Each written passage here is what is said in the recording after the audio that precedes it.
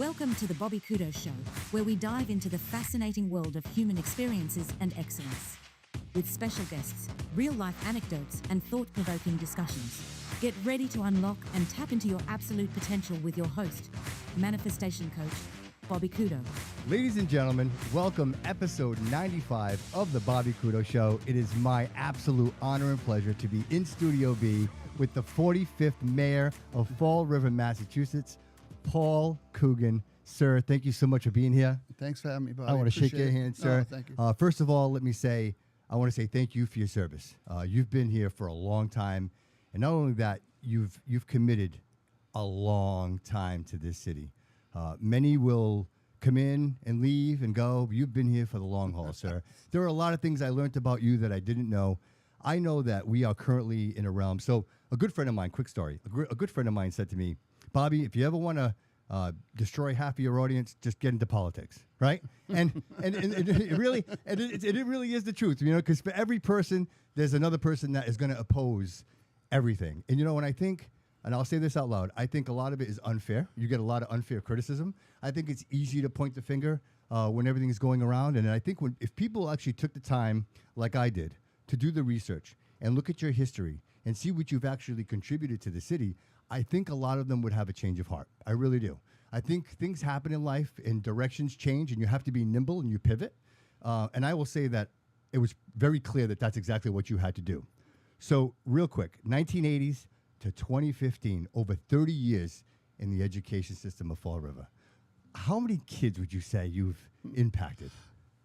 Thousands. Thousands. That's what it's like. And it's hysterical to me because people underestimate the power of being in education that long. I mean, like you said, for example, when you're at Durfee High School, you're rolling 500-600 new faces through that school every year when the freshmen get there and the seniors leave, and you meet their parents and you meet their relatives and you see them at the sporting events and the dances and the functions. And it's just a privilege to have been able to work with those kids that long. I never even, you know, when I was there, I never took time off. Matter of fact, some years, as crazy as it sounds, I turned some of my personal days back in because I didn't even use them. I stayed there all the time. I had perfect attendance most years, but I loved being there. It was a great, you know what it is? I always tell kids, no matter what you do, get yourself a job you like, because if you like your work, you're going to excel at it and you're going to do a good job. 100%. But if you do it for money, after a while, it's going to wear on you. And I mean, you're going to make a good living, but it's going to just lead to some discontent in your life. If you're happy, you'll get by. You know, that's always the mantra here. Money's a byproduct. Do what you love, and the money will come. You know, exactly and it's funny because, you know, again, 30 years in the education system, so you've got children that now have the children of their own and probably grandchildren at this point, Absolutely. right? So to see that whole, right, the impact that you have. Right. I mean, because I'm a strong believer that the children are the future. I mean, when you invest in our children, the growth is exponential. You're never going to get more return on investment than investing in the people that are going to make the difference in our lives. Only shot we got. Yeah. So 2016 comes along, and you're like, I'm not done yet. Let me get into the school committee. Yeah. So you join the school committee. What's that like? Well, because of my background in education, it was kind of a natural fit. I had my own set of ideas of what we should be doing to improve education for the kids. I knew most of the people in the district. When you have administrators workshops, you get together from all the schools. Opening day with all the teachers, you see these people around the city all the time. So I was very comfortable fitting into that role, and I had a lot of fun doing that. And that was your first introduction into like politics? No, not really, because when I used to live in Somerset, I ran for the Diamond School Committee over there because I wanted to get involved. I was on the Diamond School Committee for 6 years. A few years I was chairman. I had a lot of fun with that, and it gave me exposure to the vocational side of education, which is extremely important. And now at Durfee, in our new building, we have 9 voc programs there too, which again, I I appreciate the fact that kids get hands-on skills to make a living. For real, and I because- think that's what's missing in Durfee, right? For all those years, the old Durfee, right? Well, there was two old Durfees, but the old Durfee that I remember, it was the lack of having the opportunity to get into some of these trades, right? When Have you been in the New Durfee? I have not been to the new Durfee yet. Oh, you no. should let me take you through. I would love to do that. You would absolutely. I will take you up on that. You would collapse. I would love to do that. It's Durfee, right? absolutely For all- spectacular. Yeah. And to see those vocational shops you were just talking about, you're going to Yeah. go, you got to be kidding me, because we'll have kids coming out of our cosmetology program that get the same exact hours, certificate, and license that these kids get out here at Paul Mitchell or whatever that is, Rob Roy. See, And they that's the walk. setup to success right there. That's what I'm talking They get about, something right in there. their hands they Absolutely, can right. use, and it's great. Yeah. What other trades are they offering there? We actually have a great trade, culinary. We have our own restaurant. We have a great culinary department. We have a partnership with the laborers union where we have a construction business where those kids can transition right into the laborers union. I went to a function up there put on by the laborers union where they were giving awards to some of their kids that are in that program. And I don't know if you know what it's like now, Bobby, but you get into a union laborer's position, you're starting in the high 20s. Absolutely. And Yeah, so yeah. you can buy a house. Yeah. You can buy a car. Yeah. You can contribute and live a good life. But there are, I can't even think about. There's a few technology ones. There's some computer ones. It's something to see.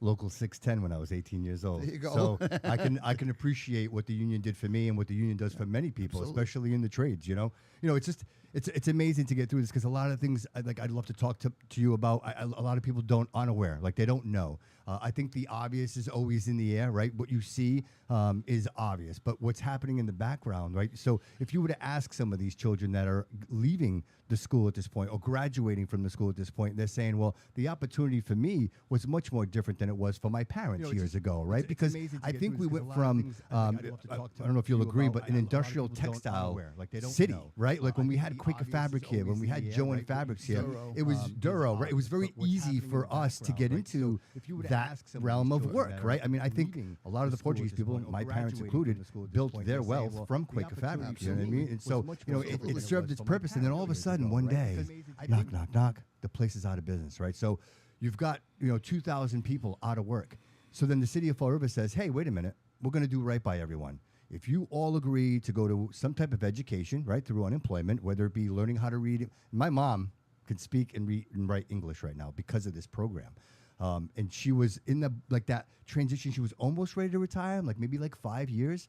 She took advantage of that opportunity. She got educated, and she didn't lose her pay. And she got her Social Security. My mom is 81 years old, Mayor. My mom is 81 years old, and she's a success story from the city. Very nice. You know what I mean? I am an Azorian immigrant. My parents are Azorian immigrants. I'm first generation, sir. Nice. I am proof positive that you can build something great here. Absolutely. You know what I mean? So, I just want to thank you for that because you're along the way of that. You know what I mean? And your predecessors as well. Absolutely. And so here we are, right? 2020.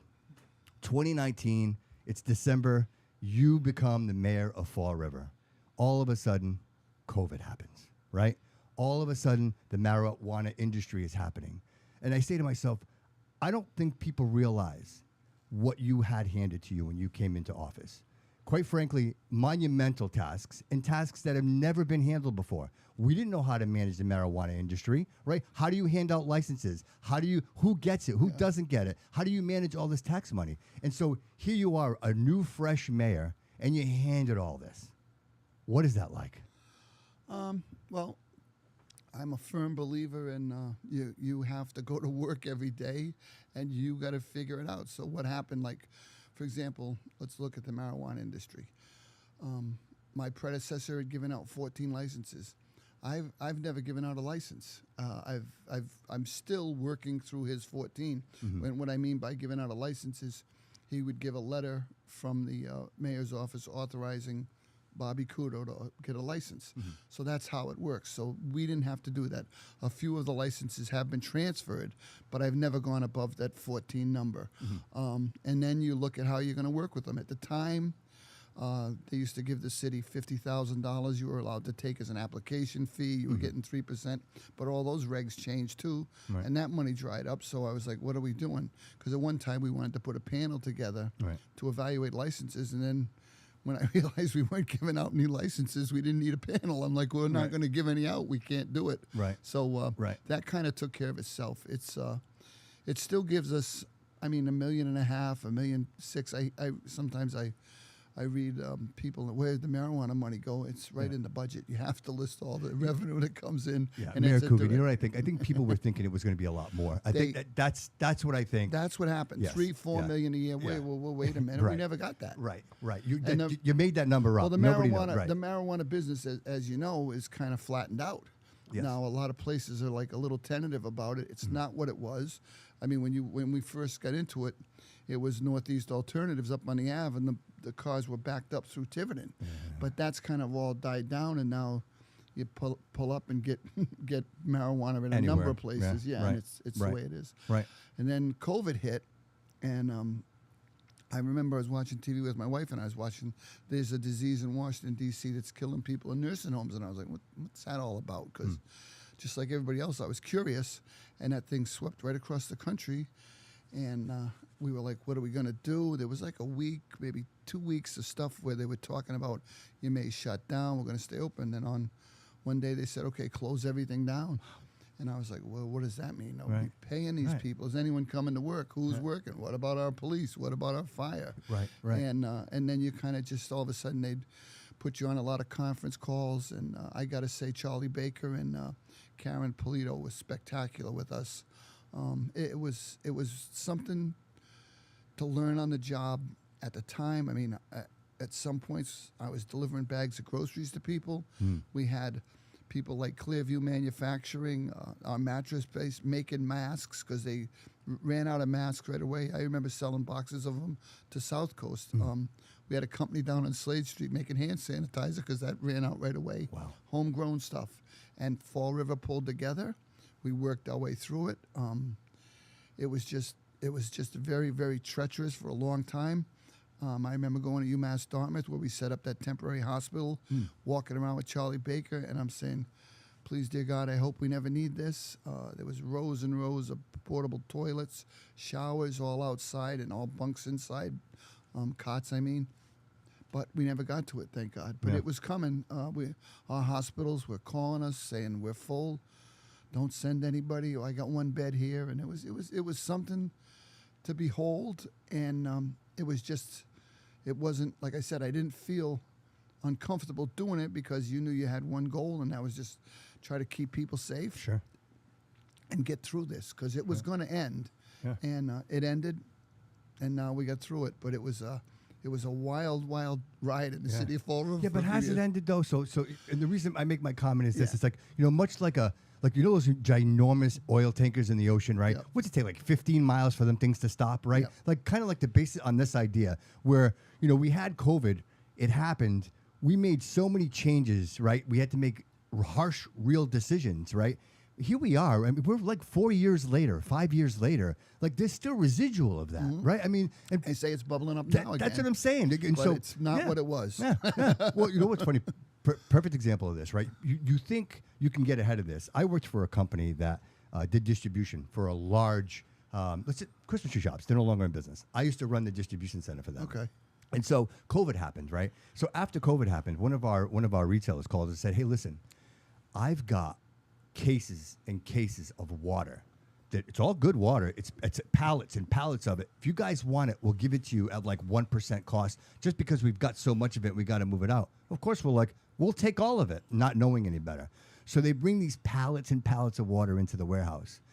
The water was sitting for so long, mice had gone in there and burrowed in there. It literally infested the whole building.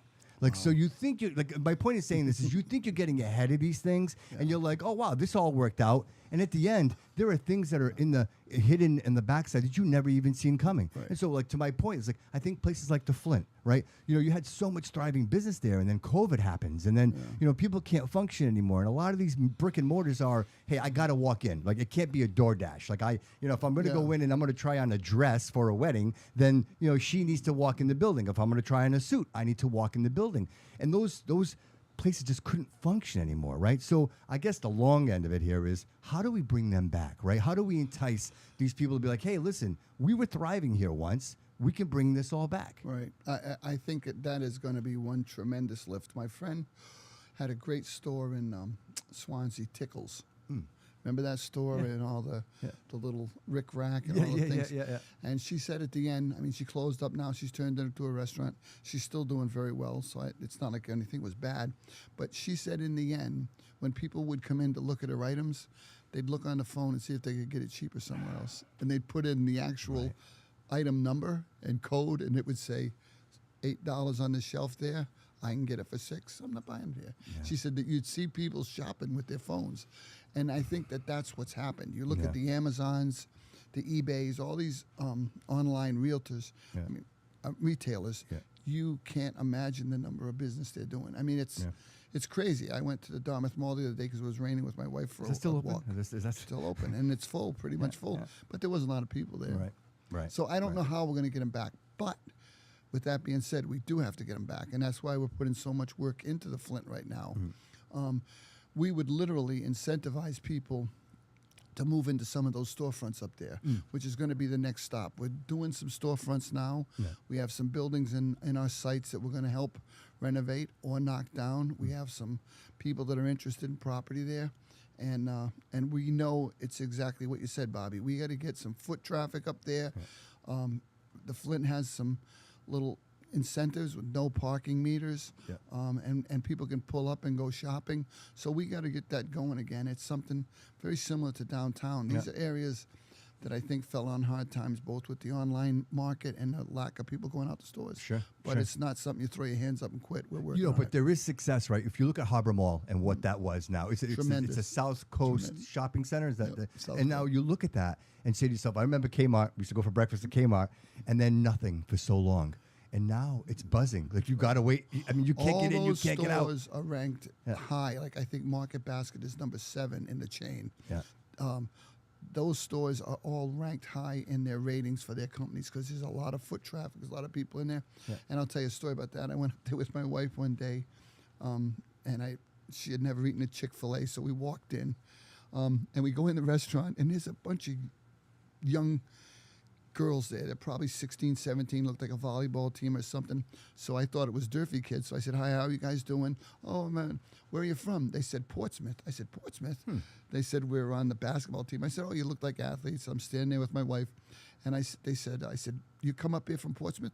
We love coming here. We shop here all the time. And I said to myself, that's perfect. That's exactly I said, have what a you nice want, day, right? guys. And I walked away. That's a win. It's a That's win. an absolute win. It's an absolute win. And so, like, on the back of that, I'd like to talk about South Coast, right? And what happened with Stewart Healthcare Group, right? And so now it's Brown, and I believe Brown came in. Like, you had something to do with that, right? What, again, that's one of the biggest hospitals around. I mean, St. Anne's Hospital, that's a juggernaut in our city.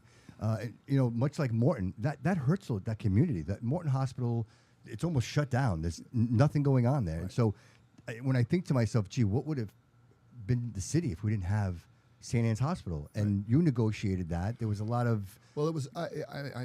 I don't negotiate things like that alone, but it's a lot of input. It's the interaction. When John Fernandez came in from Brown Health, we got to have a lot of good discussions. And at the time, I mean, at one point, South Coast was interested, I believe, in buying St. Anne's also. And I wasn't against anything. We just wanted to have people looking at that as a medical facility to keep those people working. I mean, I was out picketing with the union out there to try to make sure that we kept those jobs in the city of Fall River. Very, very important, South End Hospital. And we're blessed with that because we literally are not many cities our size that have 2 hospitals like South Coast and St. Anne's. Right. And well, then you got Primacare. Primacare is almost like a hospital, right? too. Like, it's pretty much a hospital. I drove through that parking lot today, and again, packed. You know what I mean? People are literally waiting to pull out of parking spots. And if you look at what's going, I mean, again, I'm blessed because I get to go into these buildings. And Richie Matus, that runs Primacare, the people have to understand the significance of what's happening here. The 5th floor of that building has been completely leased by Northeastern University. They're going to open an RN program in our city. They're opening one in Charlotte and Burlington, Mass, and Fall River. And that's going to let 60 students a year become RNs. Right here, they're going to, and they're still talking about some dormitory work to go on. And the floor above it is a training center for surgeons. They actually have classes and, bodies and everything. I went up there and I'm like, wow, this is going on right in our city. And, people don't get to see it, but I'm blessed that I get to do it. And I'm saying, people knew this stuff was going on. There's a lot going on here. I walked the trail the other day from Meditech and walked it over. And as I was walking, I looked, and it looked to be like a mini submarine. These two guys are sitting there playing, and I'm like, wow, I'm a tech geek. And I'm like, wow, what is that, guys? He goes, oh, it's a sonar system and we develop. I'm like, you guys do that here? He's like, oh, yeah, we develop all this. He's like, right on Southwood. yeah, he's like, we got government contracts. I'm like, and this is the stuff that nobody knows. No. You know what I mean? This is just the things I nobody... got to tell you today what I was fortunate enough, Bobby, mind-numbing. So as everyone knows, and between Bedford and Pleasant, Taco just did a major expansion. Yes, So we had a ribbon cutting today there. Yeah. And I got, again, to walk around. So they make 12,000, 20,000 water tanks. And I'm like, well, who uses these? What are they for? Yeah. They're for cooling systems for data storage plants. And they hire, the guy was raving about the students from Diamond and the number of kids in there working there. They starting welders at like $27 an hour. A lot of guys on the floor making $50 an hour. And he said, we got more work than we can handle. We had to expand here. We love Fall River. We love the way the city treats us. And it's just a major industrial building right down on that corner. And it's funny. I had some experience in that building. I knew what it was before, and I got quick eyes on it now. Amazing. Like the technology, the way that they organize that place. And it's wild. What a success story, right? And it's not just them. If you go up to Airport Road, you've got the industrial park. There's a lot of industry in the city. So my question to you is, how do we get more? How do we bring in more industry? Well, again, the problem, one of the problems we're fighting is space, because the industrial park is almost full right now. We have an announcement probably coming up within the next few days about the first piece being sold along 79, which again will provide jobs for people. And I put a high premium on construction jobs in the city. It's one of the things we end up disagreeing with people about when they're talking about housing. I'm saying, well, you have to understand, if Bobby Couto says I'm doing a $50 million development, for some reason some people in Fall River think, oh, he's making $50 million. No, he's not making $50 million. He's going to make a % of that, but the majority of that's going to salaries and to supplies that keep other people working. So industry in the city of Fall River, if you go out far enough in Industrial Park, you'll see a huge plant going up there by Freeze Pack.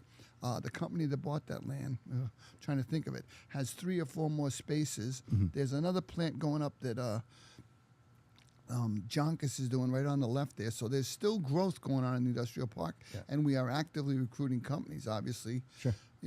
We have trouble when we're competing against the Mississippis and the South Carolinas, but we know the key to a thriving city is getting enough people in their jobs. Sure. And if it's small business, we love them. Yeah. And if it's a large company like Taco, we love that too. Yeah. Well, you also need the populace, right? You can bring any business you want, but if you got nobody to work, then it just doesn't work. And I think those are the details that people don't realize. Right. Everybody can have an opinion, everybody can have criticism, but they don't understand the actual detail that goes into putting something like that together. But I believe it all starts with an idea, right? So, like, just real quick, fun question. Do you have any fun projects, stuff that you're like, wow, I really like to see this happen in the city? It's funny because Carlos was sitting and he mentioned something, and I'm just only going to mention it because I thought it was really cool. And he's like, we have the battleship, right? He's like, what if we did a show down there? What if we had like water cannons that, you did like a show and people running around and you almost did it like a Disney kind of, and I'm like, you know what? I never even thought of that. What a cool idea, right? That is so funny because when I was a kid, we were in North Carolina, and the USS North Carolina, I think it was in Wilmington, they did a show every night. They'd fire the guns, they'd have sound effect, here come the Japanese, and they were making it like it was a war zone, and some guy would jump in the water, and it was just a wild show. Yeah. But what we're doing, for example, what we've done with the Norton City Pier, and if you had the opportunity to go to a couple of our concerts there, and if what we did with the 4th of July, we're going to carry that into the fall now and through the winter. The carousel now with its ice cream, and Carl, who owns the grist mill, Tipsy Toboggan, a number of restaurants. We're working with him right now on a skating rink in front. Oh, wow. A pumpkin festival around Halloween. He's going to have a 26-foot pumpkin out there. Kids can go pick a pumpkin out of the patch if they ride the carousel or something. So there's some things we're working on. We think the fun in the city is going to be in our parks and in our waterfront. If you look at what's gone on. And then of course, the special events. Like, we're already working with the state for Massachusetts 250. Again, these are ideas. We're looking at having a little carnival right in that parking lot next to Heritage for a couple of weekends down around the 4th of July next year. And then really make it something special, some really high-end concerts. But these are all ideas. If we have our way, I mean, we're going to keep improving our parks. We're going to keep improving our waterfront, and we're going to give people plenty of opportunities to do things. Every year we do our Christmas show, and that's just spectacular. We sell that out most times, but it's something we're working on. We want to make the city have a vibrant arts and fun places. Like, go buy pickleball at Kennedy Park. I never even knew what pickleball was, but it's exploded. Yeah. That place is so busy. Yeah. The Narrows, Yeah. they have, 200 shows a year? Yeah. They fill the place all the time. Now we're getting restaurants in front with Primo's, and right up and down the waterfront, Barrett's, the Cove. These are all things that are coming together and go a little further. You got Morgan's Cantina and the Pier 52 and Tipsy Seagull. Sure. These things are all coming together to give us a waterfront and then to filter back into the city so that it is fun living in Fall River. Yeah, it is. And it there is activity. And I enjoy all of it. I'll be honest with you. Probably more than I should, to be honest with you. But with that said, Paul, so I think, me, I'm just a guy. I'm just a citizen. And I say to myself, I can identify the important things, right? And I say to myself, infrastructure has to be one of the most important things, right? Like, if you can't drive down the street and get where you're going, that's a problem, right? If you turn the faucet on and there's no water, that's a problem. Like electricity, that's a problem. And so, like, leading my question to you now is, obviously the city needs some help, right? The streets are in disarray, but there's always the construction happening. Do you see like a long-term plan, like something that's going to be maybe perpetual in the city and in the repairs and the infrastructure and some of these buildings? Well, that is the plan. I mean, look right around the corner here, Bobby. You got that building on the corner of Columbia and North Main. It's just a complete mess. Yeah. I got the schedule I here. learned how to play accordion in that building. You know that? I was a child. Yeah. I'm glad you got something That out was of a it, long 'cause it time drives ago, me- man. That was a long time It drives me nuts right now. Yeah. But and the capital improvement plan is a 5-year plan to do renovations in the cities. Okay. Right now, we have we've taken care of the Sylvia School on Hartwell Street, both with the fire and with the sale, to get that knocked down because that's a complete eyesore. The police department, I think last week or the week before, we disconnected the water and the sewerage. We're now going to start getting prices on knocking that building down. Columbia Street, which is going to be a huge project with new sidewalks and a beautification the whole way down, redoing that park right next to Santa Cristo. Oh, yeah, that was very simple. We met with the bishop, and I told him, you own that land. Those pavers are every direction but the right one. What are you going to do? Someone's going to break their neck. And he said, well, we don't want it. And he said, I said, well, you got to either fix it or sell it. Yeah. He goes, you want me to sell it to you, Paul? I said, yeah, why don't you sell it to me? He goes, what do you want to give me for it? I said, $1. He goes, you want to give me $1 for that? I said, I'm going to give you $1 because I'm going to put a lot of money into it. But Sure. And he said, I'll sell it to you for $1. Wow. So we bought that little square for $1, and you'll see progress going on there. The timeline starts in October. I thought it was going to be September, but they're not done Bedford Street. So there's a lot of Any work. cool ideas for that? Well, what we're going to do is, as you know now, it's a big like paver and with some like scruff trees in it. We're going to move the benches up halfway through it. Put some greenery in the back, and then cove the benches around so people can sit there and enjoy it. We are also thinking about putting some honorariums for some of the Portuguese people that have contributed so much to the community. We have a couple of buses that want to go in there. Yeah. So there's a little historical piece. So if you're eating at Sog's or you walk up the street, you're going to be walking on a sidewalk that's got some cultural parts to it, so some of the pavers will be moved and some of them will be fixed, but that's going to be, I met with Victor today from Soggs. I said that street's going to be beautiful and done. And that's a key street in the city, just like we're doing Bedford Street now, just like we did Stafford Road. Those are huge streets that need work. I'm with you though. The side streets, I mean, I drove down Barnes the other day, and now that's on the list to be fixed. The streets we have to do, but we did more streets and sidewalks than any mayor, not because Paul Coogan's brilliant, but because when the ARPA money came out, when we put work into our water pipes, part of the work was fix the street, do the sidewalks. So we coupled that money together, so we got a lot more done, but there's a ton more to do.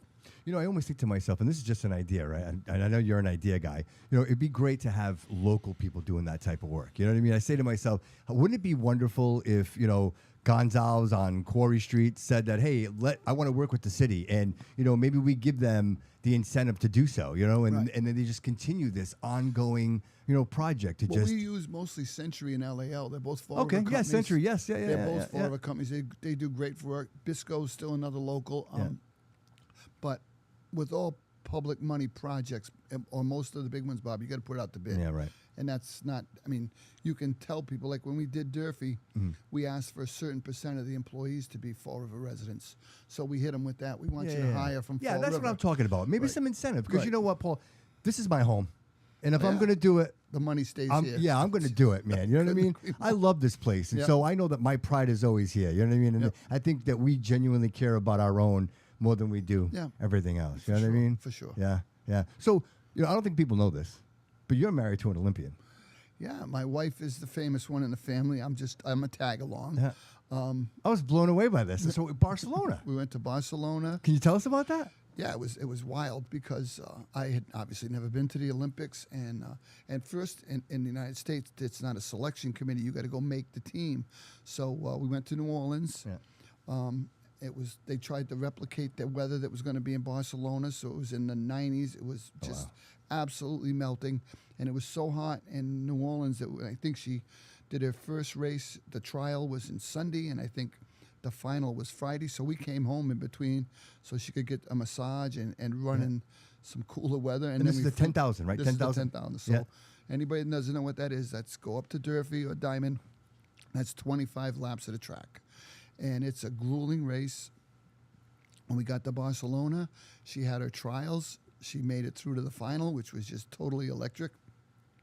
Because the race right in front of her was the men's 100, which is one of the premier events. You could see Larry Bird, Magic Johnson, they're all coming in. Jeez. Because everybody comes for the 100. They went there for my wife's race. But the place was packed, and it was 25 laps. She hung in there the whole race, and then she kind of got dropped off the back. She ended up 7th or 8th in the finals, but good for her, accelerated man. her standing so much. She did so great. What an amazing life experience, right? Well, and then, she kept competing until she was in her 50s. That's why we didn't have kids. Plus, I had 600 kids hanging off me every day, so it kind of was. Right. I had my own kids up at Durfee, so I was fine with that because she did continue. And she right now, she's still a very, very competitive biker. She did like 75, 80 miles on Sunday. No kidding. Oh no, she can I say wheel. it, behind every great man. That's a great way. That seems to be the pattern here. She's the You know what I famous mean? one. Yeah. She keeps me grounded. Lessons in leadership. Can we talk a little bit about that? Sure. Tell me, is that something that you developed? Is that something that you used in the city, or lessons in leadership? I think what happens with leadership, okay, is it's kind of like when you go to Durfee to go to work. I mean, I was not prepared for what was coming on. I was the first in-school suspension teacher, so you had to figure out a program. They just said, "There's your room," and so we put something together. Yeah. And then I realized that those kids wanted someone to be both their friend and a leader. You have to be able to tell people, no, you're not going to do that. You're not going to do that. We're going to do it this way. We're going to do it this way. And you have to have confidence in your ability to guide others. So that was my first foundations. And then when I got into in-school suspension, I started working with the offices, and one of the vice principals said, listen, you should get yourself certified as a vice principal, which then meant you would get your own class of 500 kids. And I said, okay, I'm going to do that. Yeah. And I ended up getting a job. First I went to an interim position in a couple of middle schools because they needed people. I didn't even apply for them. And then I got to Durfee, and is that you knew when you got you know what you're doing, and you want people to follow you, but you wanted to lead with like strength, but a sense of humor, and you wanted to make sure you knew what you were doing and you were prepared and you were ready to go. Now we try to do that in the city also. I know people sometimes wonder what it's like, but it's truly a challenge. But I will tell you something. We had a young lady that worked for us, and she went up to work in the clerk's office in Newton, and she came back and she said, Fall River is so much better off than Newton. I'm like, Oh, wow. she works Really? in the government sector. I was like, I Okay. fell off my chair, Okay. Bobby, and I'm like, because what happens with these jobs is you're so insulated. You know, I go to the mayor's meetings and things, but you're in your own bubble, and you work with your department heads and your people you depend on and your lawyers and this and that. But at the same time, you don't really know. You don't know how everything's coming off, and then you have to run for office every 2 years, and I'm interviewed by 11,000 people or many Right. voters, and Right. they make the call. It's up to them. Yeah. How do you feel about that every 2 years? Because some would say 2 years is too short. it's too short, right? Like, because you're constantly in that campaign mode. Some people are like, well, you should always be campaigning. I disagree. No. I think there needs to be some work time Focus in on the there, work, right? that's Some right. work time in there. And Well, your first year after you're elected, you got some time to work. By the second year, everybody's on you. You're running again. What are you going to do? You need help. You don't need help. I don't like you. I love you. And it's just, you get into these things, and you really want to worry about whether Columbia Street's getting paved or not, or what's Right, going on right. at RPA, and is Durfee safe, and how are the kids at Watson? I mean, Yeah. and you know, what are we doing on the rail trail? There's just so many things going on that people don't understand, that you just, and then they get frustrated with you, and you tell them you're Mayor sorry, Coogan, and you hold move on. If you don't mind me saying so, these are individual problems, and Right. people are looking at these as an individual problem. They're not realizing that you're in charge of everybody's problem. You know what I mean? And so for me to have eyes on one particular situation, it's very easy for me to start and finish the whole thing. But when I have 30 things happening all at once, I only imagine that I have to rely on the people around me, Right. the leadership and people around me that are going to support me in this. You know, and I think people lose sight of that. You know, They do lose sight of it, but it's the way it is. A friend of mine told me once. He goes, you know, he was a superintendent of a golf course. He said it's funny because as a superintendent of a golf course, I'm responsible for everything: the irrigation, the holes, the trees, the growth, this and that. But he said everybody tells me what to do because they cut their grass. So they get a little piece of it, but they don't know that there's so much more to managing a golf course than cutting the grass. There's Yeah. a lot of Yeah. work going on. And it's Yeah. like that in the city. There's so much going on. And I got to tell you, because I can't fathom becoming a mayor of a city if I was like an accountant or someone that lived on a schedule. Oh, I see Bobby at 9, I see Dave at 10. It doesn't work that way down there. It's just go, go, go all the time. Yeah. You know, you're home in bed and they call you to go to the Gabriel House fire. You're going. Someone has a serious accident. Someone at work gets injured. I mean, these things just come, and you just got to deal with them. Right. Let me ask you this. You're surrounded with a lot of people around you. Who do you enjoy working with the most? Well, I got Ann O'Neill Souza, the chief of staff. She's brutal to me. She tells me what to do all day long, Yeah. and I mean, These are but the I've known- unsung heroes. She You're was my right. boss. She Right. was my boss when Yeah. I worked at People Inc. for a little while as a mentor recruiter, Yeah. and she was my boss there, and I've known her forever. Then you got, like, up on my floor, you got Mike Dion, you got Alan Rumsey, you got the superintendent of schools, you got the police chief, fire chief, you got EMS, you got EMA. These are all like key department heads. Glenn Hathaway, our building inspector, Danny Aggie. There's like a team of probably about 20 or 30 people that you have to depend on to go to work every day and know what they're doing. Their problems, every single one of them has problems. Every single one of them has issues. Most of them can tackle them, but sometimes they come to you and you got to get involved. Yeah. That's great, though, right? Yeah. You have all those people around you. You know, Yeah. you think able people, and you say to yourself, you know, I'm surrounded by success. And the thing about it is, it's funny because I just want you to know my salary is capped. So most of them make more money than me. And some people get offended by that, but I really don't care. I don't care. It doesn't have anything to do with money for me.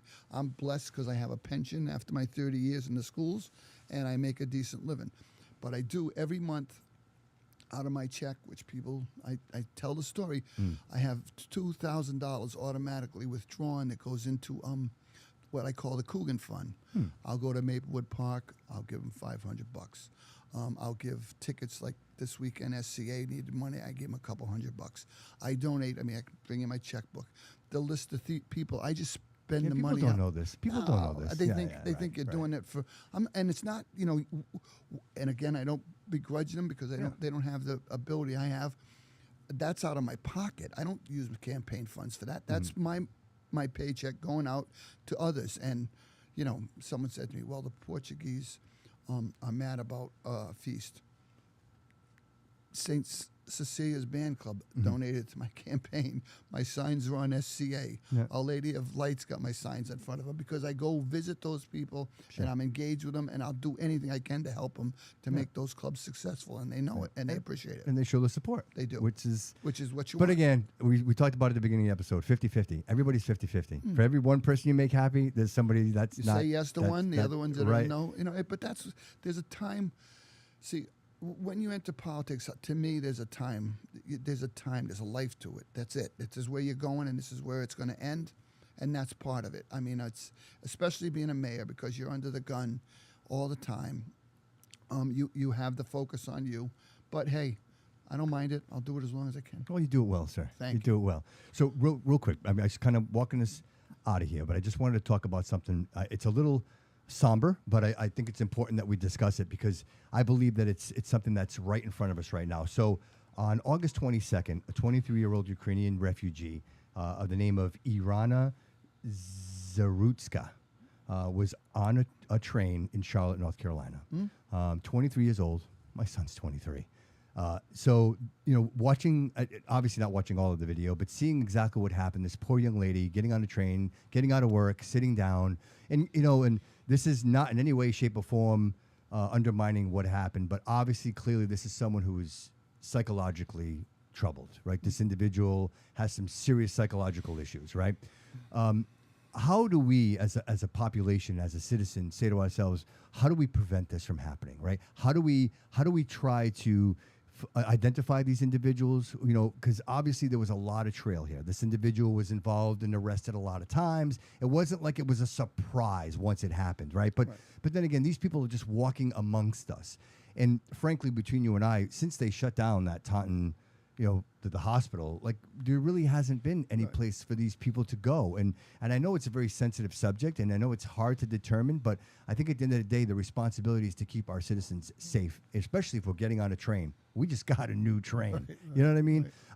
One, obviously devastating, right? But how do you see maybe managing people that maybe should not be in general? Well, I think that was one of the great fallacies of the 70s when they went to the model you're talking about, Bobby, with what they called it was deinstitutionalization. Yeah. They thought giving someone a handful of pills was going to be a substitute for a warm bed, a counselor, a place to go where they're kind of contained. You don't have to lock them up, but you can make sure you keep them contained and give them the supports they need to exist.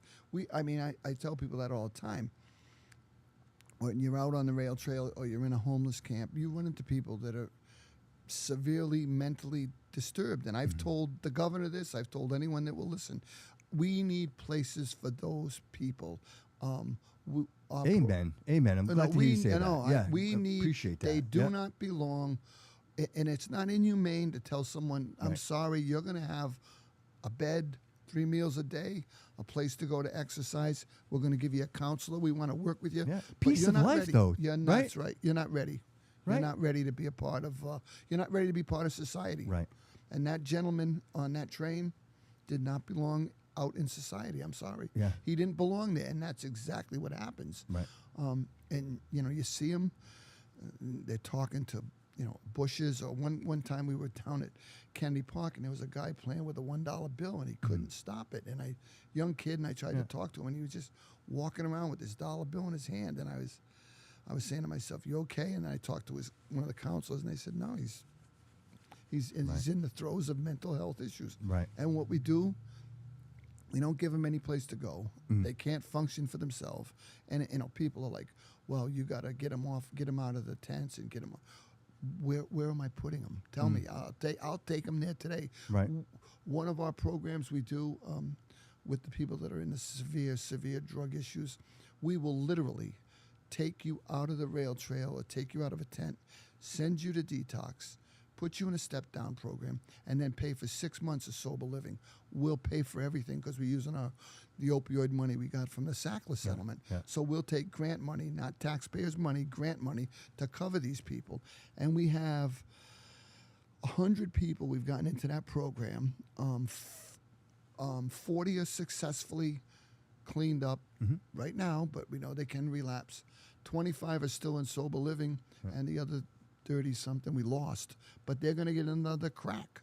But I just don't understand how the state, when they were talking about Concord Prison for migrants, I'm saying that's where we should take all the doors off, so we're not letting people think we're keeping them locked up. Right. But that's a place we could put some people. Sure. They need, look what's going on in Boston at Mass and Cash. Yeah. They said they gave out 800,000 needles up there last year. That is amazing. But these people are dying and they're struggling. It's almost like the impossible answer, right? Like you could come up with every possible solution, and there's something that just again, Nikki Fontaine was sitting there, and I will say she had the greatest thing to say. I don't know if you had an opportunity to listen to that episode, but if you have a chance, please do so. She had the greatest things to say about you.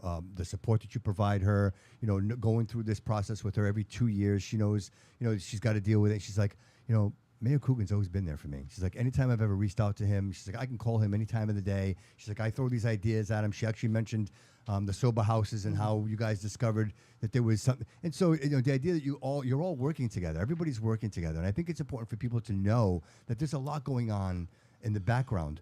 But again, it's never enough, right? No. We can always say it's never enough. But in this case, I like to say to myself, I love the city, Right. Mayor Coogan. I genuinely love this place. And that's why I'm here, and that's why I'm doing this. And, it's amazing to me to have you sitting in that chair. And it took me only 95 episodes to get here, right? That's all right. But I'm so grateful for that. And, I just want you to know that there are people that appreciate the hard work and effort and sacrifice that you make. If you want to live on Facebook, God bless you. None of that stuff is verified. Yeah. None of it's real. I have no problem with using it to attract people to events, get people to get involved, reach out. But as far as a news thing and what they say over there, I think it's hysterical. My wife gets mad, but I don't really care because I grew up, I shouldn't say I grew up, I was already grown up, but I grew up in Durfee where if I had an argument with a kid about going to class or something, seriously, you go down the hall and he'd write Coogan, blah, blah, blah, blah, blah on the bathroom wall.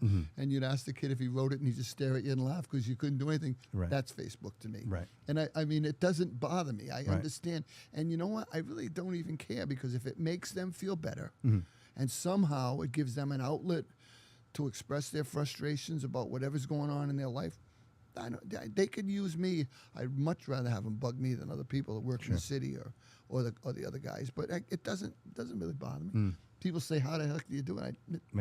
It's just expected. There's a certain element when you go out to campaign, you're never going to get 25, 30% of the vote, no matter if you cure cancer. So you might as well accept it. And if that makes them feel better, God bless them. I hope it does.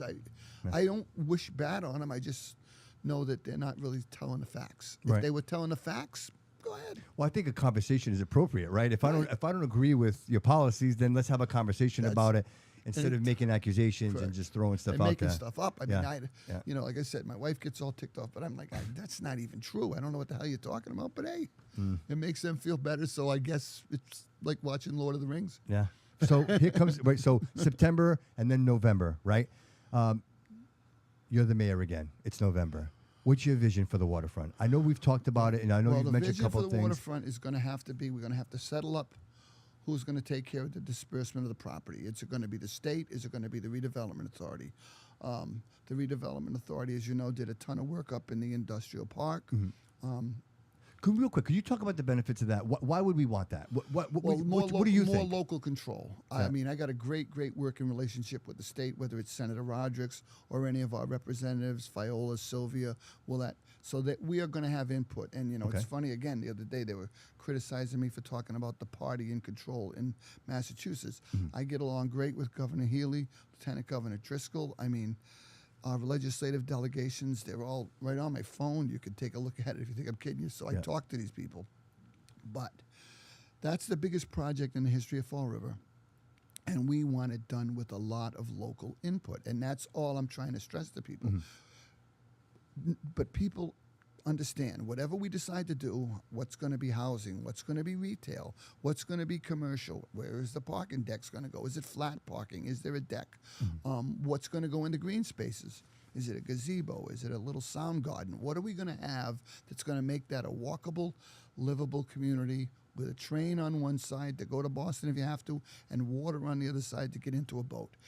But if everybody just takes a deep breath, no matter what happens, Fall River's going to win. We are going to win this fight. We're going to have a beautiful, vibrant new neighborhood right in along our waterfront, similar to what's going on up at Twelly Street in Kilburn with the houses and the mill. We're going to have something right there that's going to be special for our city for the next 100 years. And that's how I look at it. We're not going to lose. Yeah. Do you see any more medical? Do you see any more medical industry? I do see medical going in there. I see some medical because that's still a growing area. I mean, we have and what comes with medical, good paying jobs, a healthy workforce generally that wants to go grab a coffee, get on a train, go to Boston, go to Mass General, come back. So there's going to be some tremendous linkage going on down there, and people have to understand that. I think you're going to see medical. And in fact, we're going to have an announcement about something shortly. But again, housing, restaurants, there's that's a perfect fight. Do we let in chain restaurants? Do we go to the chains, or do we go with people that are like Sogs or Caravella, or local restaurants that come in and have a spot down there too? Sure. So those are all discussions that we're going to have. I'd like everybody. We've had 2 or 3 public hearings on the plan. People came into the atrium and offered ideas. We're going to be fine. People are going to have an input. But just remember, we're only talking about how we're going to win.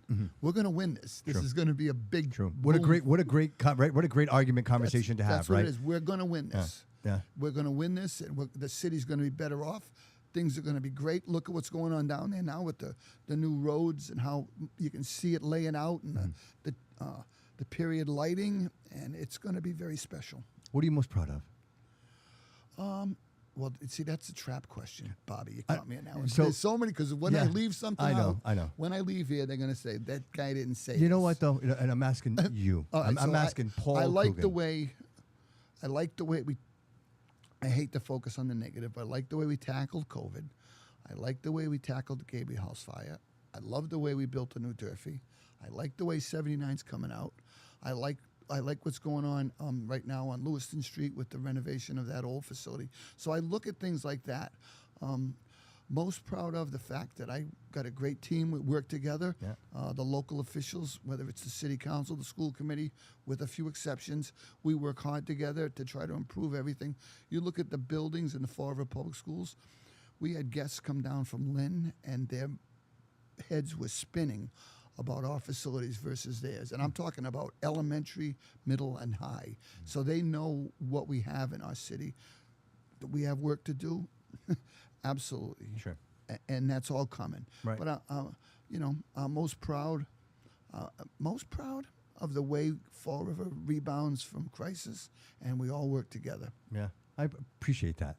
Here on that one. I love that. Because we are a thriving city. Yeah, we are resilient. And no matter what they throw at us, we always come back. We always come back stronger. And I think from the meager beginnings, my Vavu came here from the Azores, and they owned the house literally across the street from where we are right now. Oh, really? My Vavu owned the storefronts. So this is all real for me. You're home then, Bobby. Right? Yeah, I am home, sir. I am home. And so it's like, for me to be here, sitting with you, having this conversation, Mayor Coogan, it's outside of what I thought possible at being so young and so little, right? Because you look at the struggle. We all worked so hard, right? If you didn't work, you had nothing, right? That's what we were taught. And to finally get here and to be in a space in my life where I can sit down and have a conversation and tap into your journey, sir, like, this is what it's all about, man. And I just want people to know that it's possible. You just have to work for it. You know what I mean? The kids, I was doing a walk through the 2 days ago at the alternative school to see how that's going, and I tell kids that's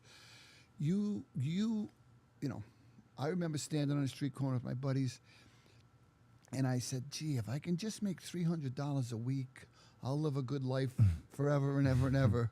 But it doesn't work like that. Right. Whatever's coming's coming, and if you can get prepared, that you're going to be okay. But you got to be ready to work, and you got to be ready to find a job you're both good at and you enjoy, and you'll be fine. And I try to tell people, just relax. We're going to be fine. All right. I got one more question, Sure. and I know David has a question for you. But my last question is, who was your favorite past mayor? Oh, God. My favorite, I kind of like John Mitchell. I still see him a lot. He gives me advice once in a while. But again, Oh, another no kidding. trap So you guys question. talk. That's no, really. That's a great. I only mention that because Eddie I have my Lambert, I favorites still too. talk to. Yeah, I mean, yeah.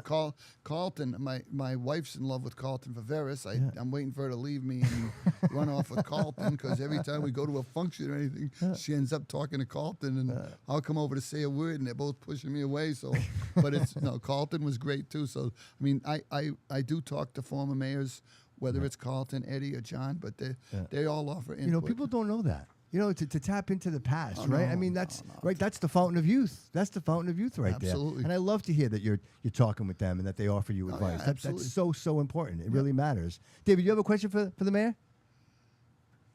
I do. All right. How you doing, Mayor? There's David. So, a little while ago, Bobby asked you, well, what was one thing you were proud of? Your most proud moment being mayor of the city of Fall River. Is there something that you could go back during your 6 years and change? Like let's say, for instance, obviously something that, let's say decisions were made and you thought there was going to be an outcome and it wasn't the outcome. Is there anything that you can go back or would like to go back and change? Well, without naming names, I would not do that. Some personnel decisions, you think someone's going to step up and it doesn't work out. Ugh. You're both hurt for them because they weren't successful, and you're hurt for the organization because it turns into upheaval. But you don't. Yeah, again, you don't wish bad on them. When you put someone in a place of leadership, then you want them to do better, and that's, you know, it could be the schools, it could be public safety, it could be the streets. Whatever you do, you want them to be successful, and you want them to work out.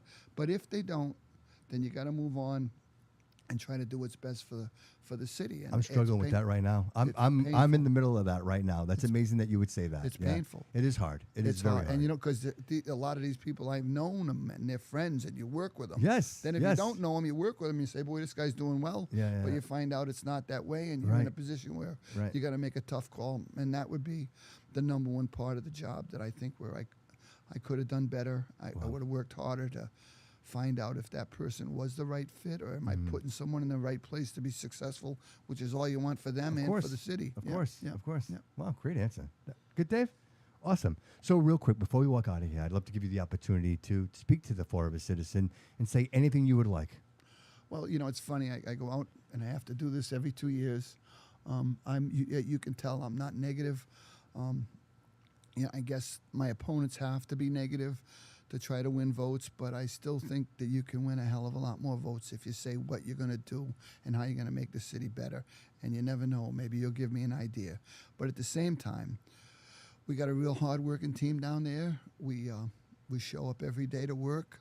We do our best for the city. There is an absolute ton of positive things going on in our city. Do not discount them. We have people that want to locate here. After we're off the air, I'll show Bobby a couple of great articles out of the Globe. Sure. People want to move to Fall River. People want to live here. They want to bring their families here, and they want to be successful here. And I will do everything I can to facilitate that and make sure it's important to our community to grow, bring in fresh minds, fresh money, fresh children. They all have to be fresh to make us a better place to live.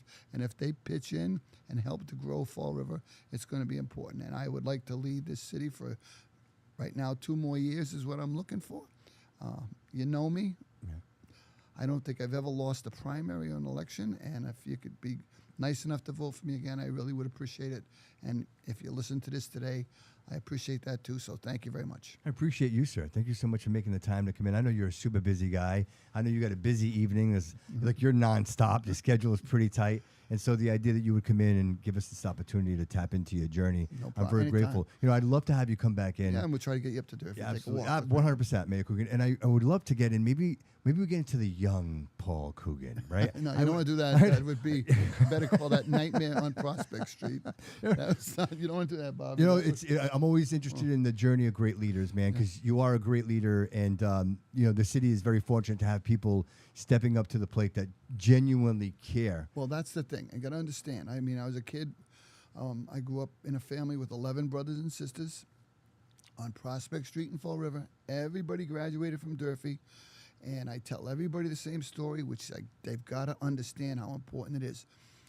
You know, my parents, we never had, because you're feeding 11 mouths, you don't have a lot of money. But at the same time, they gave us all a work ethic. And everyone in my family worked and was successful at holding a job, working hard, and getting things done. Glitches along the way, plenty of them. I'm not saying that. But they all had a foundation based on the ability to go to work and be successful. And that was one of the number one failings I saw in my job at Durfee High School.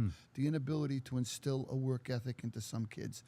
The reading, the writing, the math would have all come if you just could have gotten them to understand how important it was to get involved and make sure you're busy and you want to work.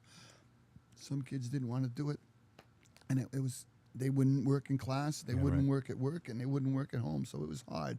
And I wish they understood the importance of it. But hey, we do the best we can. The universe has a funny way of kickstarting people. You know what I mean? It's It does. you know, It kicked me. Right, right. We all get it at some point or another. And some are later in life, and some are fortunate enough to get it when they're young. You know what I mean? That's what Me, unfortunately, I got it later in life. But either way, I Better made late it. than never, Bobby. Yeah. Believe it. Mayor Paul Coogan, thank you so much for being here, thanks sir. for having Good me. luck to you. Thank I hope you. I can call you friend, sir, and I hope to get you back in the studio again. Maybe soon after we get all this noise. Maybe we can talk about some of the projects that you have in place. We go over to Durfee. Maybe we do a walkthrough there, and I'd love to check that out. And maybe grab some lunch, man. We can eat right at Durfee. I appreciate you, sir. Okay, thanks, Good luck. Bobby. Yep, Thanks. bye-bye. All right. Everybody, we appreciate you being here. Thank you so much. Remember to like, follow, and subscribe to the show. We are so grateful that you're here to experience this monumental moment for the show. Once again, we appreciate you. And remember, always remember that all roads lead here.